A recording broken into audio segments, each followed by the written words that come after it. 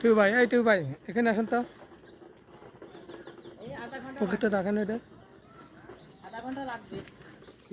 ক্যামেরাটা ধরেন, আপনি ধরেন, এই ক্যামেরাটা ধরেন, এবার ছবি ভিডিও আছে। ভাই দামোদরপুর কাজ চলছে বুঝছেন,